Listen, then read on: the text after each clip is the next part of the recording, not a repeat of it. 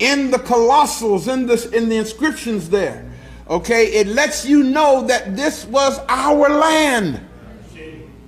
You see?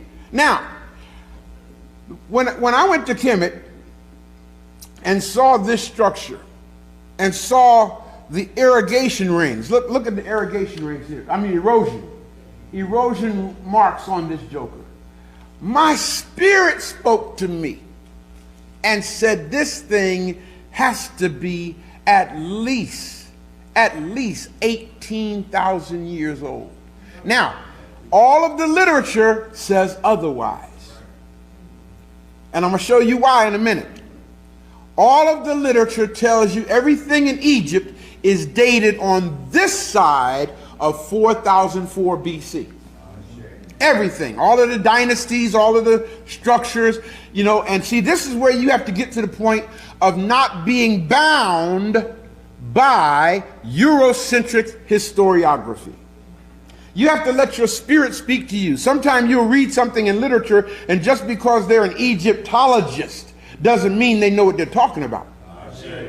Same thing as going to the medical doctor. Just because you're going to a person with MD behind his name don't mean he know what he's talking about. You grab what I'm saying? That's why he's practicing medicine. Didn't say he knows medicine, he's practicing medicine. Got me? Okay, so when I looked at this joker, and I saw, not joker, but this massive colossal, this sacred monstrosity here, my spirit says it's got to be between 18 and 25,000 years old. Well, guess what, y'all? Guess what I just found out? What does it say? Geologists have dated the Sphinx to what? Over 800,000 years old. Now see, the literature and Egyptologists want to tell you that this is a statue of Pharaoh Khufu. But my intuition is saying this thing is too old for that. Now, Brother Ray, where do you get the number 800,000 years old? Okay, over 800,000 years old. Anybody got a smartphone in here? Pull out your smartphone. I want y'all to do some verifying as I teach you. Grab your smartphone. If y'all can pull up the internet on your smartphone. Okay, if just one person can do it, so you can validate what I'm saying. Google on your smartphone the Sphinx, 800,000 years old, and see if y'all see the articles that geologists have just decreed. Does anybody see it? I'm not going to move on till somebody tell me they see it, so you know I'm not making this up. Sphinx, S-P-H-I-N-X, over 800,000 years old. Does anybody see that on their smartphone? Who sees it? You see it, brother? Right. Now, what's deep about this is Europeans have finally admitted, because of course it wasn't black geologists that did this.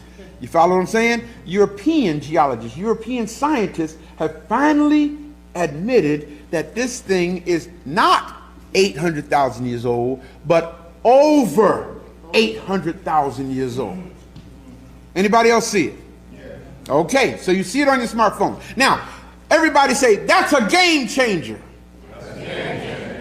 That's a big game changer. You know why? And this is what I told the folk last week in Wilson. I said, how many of y'all heard of Adam before? Everybody's hand went up. How many of y'all ever heard of Adam before? Everybody's hand is up, right? Now I'm going to ask y'all what I asked them. What were you taught about Adam? Thank you. Ain't that deep? All of us were taught the same thing. All right, that Adam was the first man that God ever made. Well, here we got a big problem, because if Adam was in this room with us right now, if he had actually existed, if he was in this room with us right now, the oldest he would be about 7,000 years old.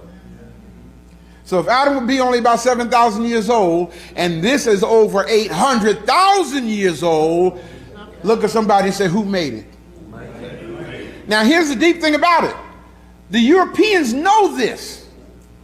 So what they've done to keep us away from our story is they got this thing now on television called Ancient Aliens. Yes, I watched it. Okay? Ancient Aliens, because they're trying to tell the world that extraterrestrial beings came and did what our ancient African ancestors did. anything to keep the knowledge of ourselves from us and from our young people. That's exactly what I thought yesterday when I was watching. Yeah. Anything to keep the truth from us. Do you not know what would happen in the minds of our youth if they really begin to understand that this, our genetic ancestry, did this? Look at this dude here. The first pharaoh. Narmer, the first pharaoh of Kemet. You see, I have the letter C, C-A here. C-A means circa. C-I-R-C-A, which means somewhere around that time. In other words, they don't even know how old this really, how far this really goes back.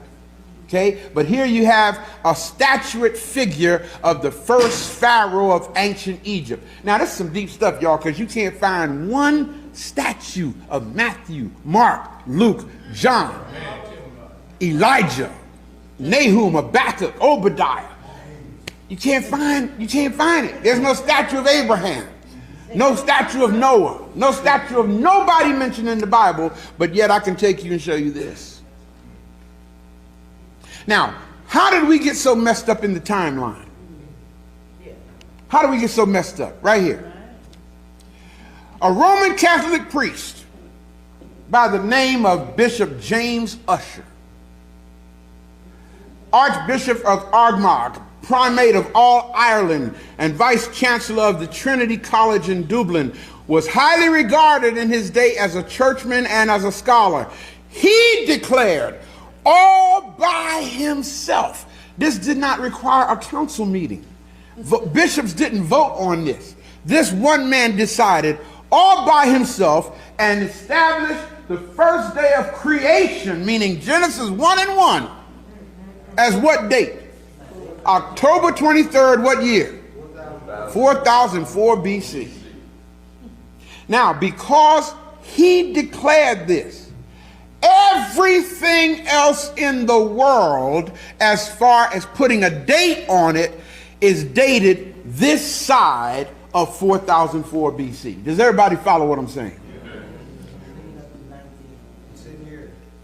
It's actually in the Bible? The Bible, dated 4004. It says that? Genesis. Get out of here, man. Wow. Now I almost said something. That's gall. I almost said something else. It rhymed with gall. Okay? That's gall. To actually put it in the Bible. It's right there in your Bible, man. Wow. See? See? Now, what are we supposed to know about our story when Eurocentric historiography has eradicated our story and put that kind of a date on it? Y'all get what I'm saying? Yes, sir. So this is important to understand. See, that's because of this, we black people have been deracinated. Etymologically, that means, dis means from, racine means the root. Okay? Therefore, deracinated means that we have been pulled up by the root or uprooted, resulting in what? An eradication of what once existed. The knowledge that we once had, we don't have it anymore. You see, this is some deep stuff, people. We don't have it anymore because of Eurocentric historiography, which we went to school and they taught it to us. They taught it to our parents, they taught it to our grandparents, taught it to our great-grandparents, and they taught it to their children and their children, and we taught it to our children, and it's still being passed on. And that's why our brothers and sisters who are coming along with the truth of our story, like we're doing right here today, is a threat to the system. They didn't go through all this trouble eradicating our story for us to turn around and regain it. As a result, black Africans, as a result of us being deracinated from our story, we have been given his story as a point of reference for our identity and existence. So as a result of his historiography, we have been turned into Anglophiliacs. Anglo, English. Angli, that means English. Philiac means to love.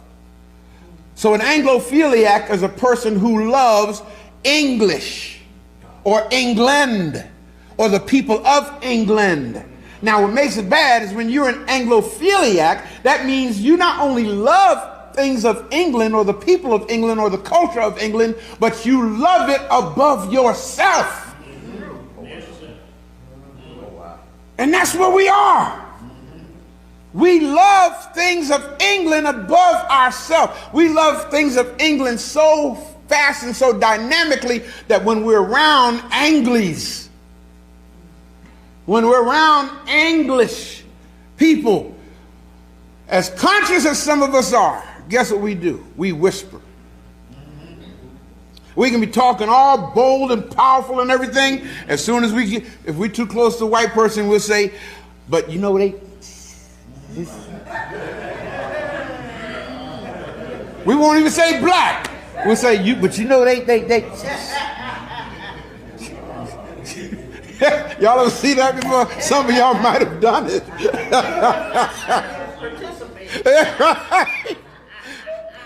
Brothers and sisters, we must